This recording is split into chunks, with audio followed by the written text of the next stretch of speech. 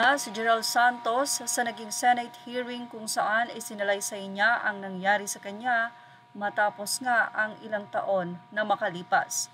15 years old at nireveal nga ni Gerald Santos na hindi siya naharas kundi siya ay na-rape. Yan ang ikinagulantang ng GMA sa naging announcement nga na ito o pahayag ni Gerald Santos sa Senate hearing kung saan ayon sa GMA ay hindi ganito ang iniulat sa kanila ni Gerald. Ganun pa man, ang nasabi nga pong musical director ay pinatalsik na ng GMA na ngayon ay kumakalat at pinangalanan na nga kung sino ang nasabing musical director na ito na tinanggal ng GMA matapos ang pagsusumbong ni Gerald. After din noon ay nawalan na ng career itong si Gerald Santos.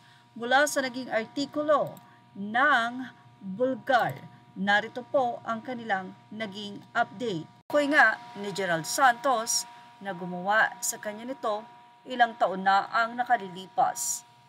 Pagkatapos sumambulat ang ginawang panghahalay kay Gerald Santos ng isang musical director sa Senado, agad-agad namang pinagpiestahan sa X o dating Twitter ang pangalan ng di umano'y sexual abuser ng singer-actor. May nagpost sa X ng pangalan at larawan ng sikat na musical director na si Danny Tan. Heto ang caption na inilagay sa ipinost na larawan ng musical director ng may X account name na alt-GMA, rainbow emoji, Danny Tan of GMA.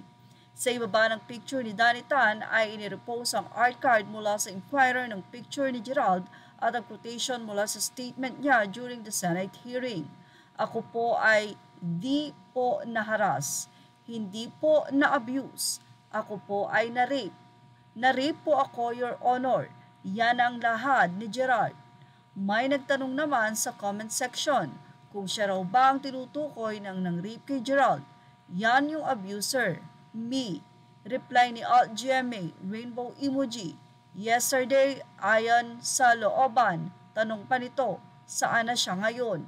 Sagot sa kanya, ang alam ko wala na yata yan sa GMA ngayon. Hindi ko na nakikita ang pangalan niya sa mga music ng GMA.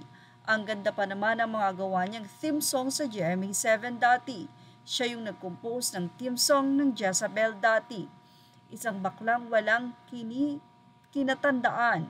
Dahil dyan, dumami pa lalo ang nagbigay ng simpatya at suporta kay Gerald.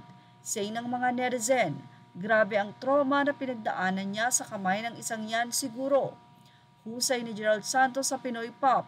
Tumatak talaga yung performance niya na huwag ka lang mawawala ni Ogie Alcacid. Nakakalungkot ang nangyari sa kanya. Sad emoji, say ng mga netizen. Samantala, isang netizen naman ang nagtanong kay Gerald. Hi Gerald, what resolution are you waiting for from GMA? The perpetrators has been terminated by the network. As for filing the case, you and your lawyer should file it personally in the court of law. GMA cannot file a case against the director since you are the victim and not them.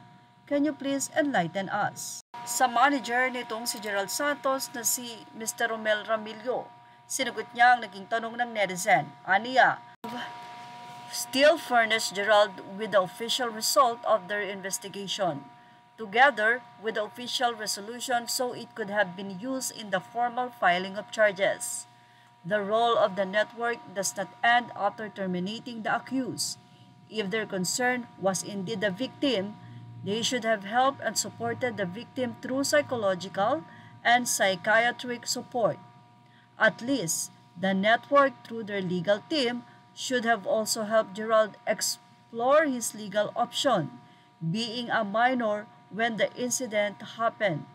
Serbisyong totoo lamang should apply in this particular case. At yan nga ang ating Showbiz Stop update. Images are all credit to the rightful owners. Thank you for watching Showbiz Stop.